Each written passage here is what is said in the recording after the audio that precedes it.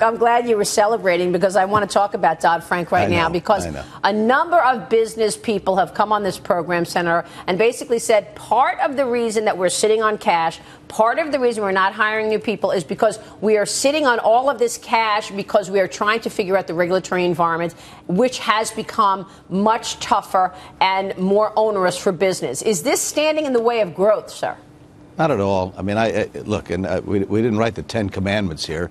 The country was, to use Ben Bernanke's terminology, we were precariously close to a meltdown in this country and elsewhere around the world in the fall of 2008.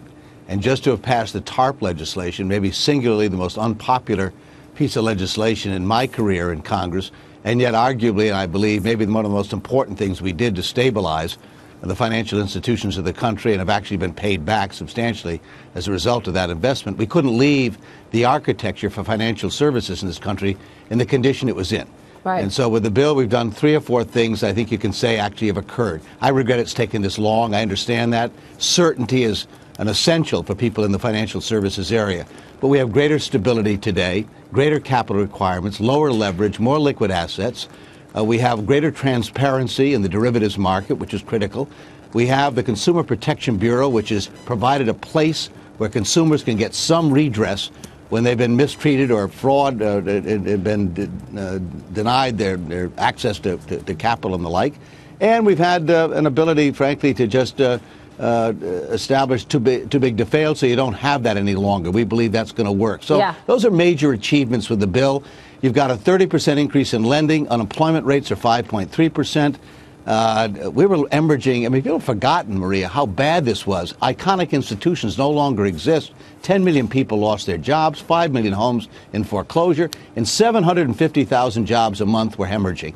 People have almost forgotten all of that. Right, you're absolutely right. It was a tough time. I want to ask you about 2 things, though, within Dodd-Frank, and then I know my colleagues here at the desk want to jump in. Number one, Jamie Dimon has been very vocal about this. He says, and I know this is partly the Federal Reserve, but he says the fact that he and other bankers are being forced to hold all this capital is giving them no wiggle room to have liquidity in a time that the markets could sell off. So do you worry that we are seeing a lack of liquidity, particularly in fixed income markets, as a result of Dodd-Frank? And then, of course, yesterday was the comment period for the fiduciary rule, and all of Wall Street's trying to get in line with that regulation. But I guess at the end of the day, you're seeing this law dictate balance sheets. I mean, look at GE selling all of GE Capital because they don't want to be called systemically important. You know, it's truly dictating balance sheets. What's your take first on the liquidity issue? Well, in some of those cases, it was necessary, and they're making those decisions. But let me just say that, you know, if we only did one thing with this bill, let's just drop everything else we did.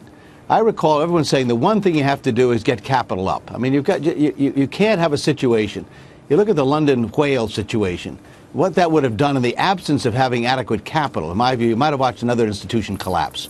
And so capital, you could argue with the numbers and so forth. $600 billion has been the increase over the last 4 years.